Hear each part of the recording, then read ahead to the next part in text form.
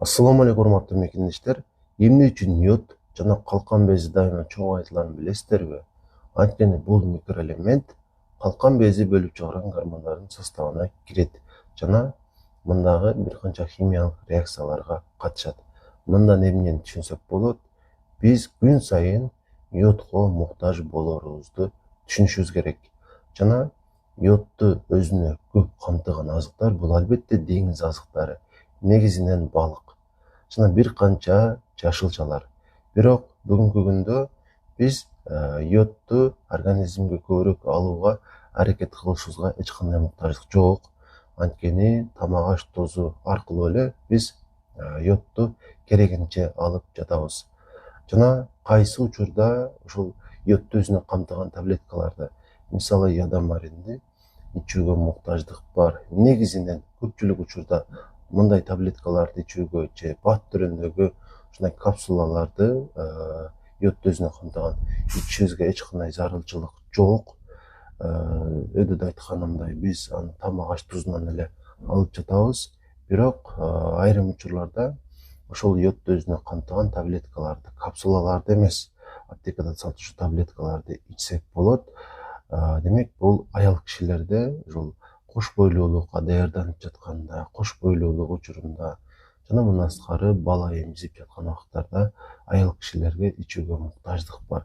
Калган учурлардын көпчүлүгүндө врач сизге сунуштабаса эле ушул йодомаринди мисалы ичиңиздин эч кандай зарылчылыгы жок. Албетте йоддун жетишсиздигинен пайда болгон оору бар, бирок унутпашыңыздар керек, йоддун ашыкчалыгынан болгон дагы оорулар болот. Ошол себептүү өз алдыңыздарча йод ичпей эле коюңуздар.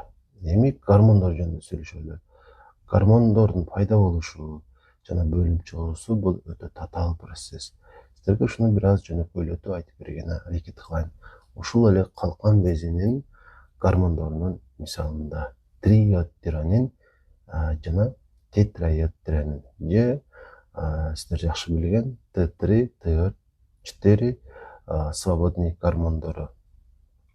Бул гормондордун бөлүнүп чыгуусу үчүн бизге эки нерсе керек болот. Биринчиси бул албетте йод, экинчиси тирозин деп аталган аминокислота. Аминокислота бул белоктун эң кичинекей бир көрүнүшү.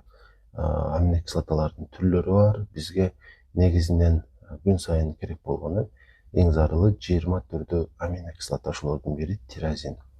Жана демек ушул эки заттын ушул кошулуусунан ушул гормондор пайда болот. Бул гормондордун ушул пайда болушуна тиреоидный пероксидаза деген фермент дагы катышат. Эми бул гормондордун ушул организмге канча керек экендигин биз кантип билебиз? Биздин ушул гормондорубуздун организмге канчалык ошол бөлүнүп чыгыш керек экендигин башкарып турган борбор бар. Бул биздин мээбиздин ичиндеги гипофиз, гипоталамус деп аталган кичинекей органдар. Алар дагы гормондорду бөлүп чыгарат. Мисалы, ошол калкан безинин, ашказан астындагы бездин, бөйрөк үстүндөгү бездердин жана аял эркектик ошол бездердин бөлүп чыгарган гормондорун контролдоп турат. Канчалык керек эмес. Мисалы үчүн гормон көп бөлүнүп чыгып жаткан болсо, бул жактан азыраак чыгар деп башкарат. Эгерде аз бөлүнүп чыгып жаткан болсо, көбөйт дегендей бир команда берет. Мисалы, калкан бездин ошол гормонун канчалык керек экендигин триотропный деген гормон көзөмөлдөп турат. Жана бул кыскача ТТГ деп айтылат. Жана ошондой эле мисалы бөйрөк үстүндөгү без бөлүп чыгарган гормондордун бири бул кортизол. Бүгүнкү күндө өтө актуалдуу.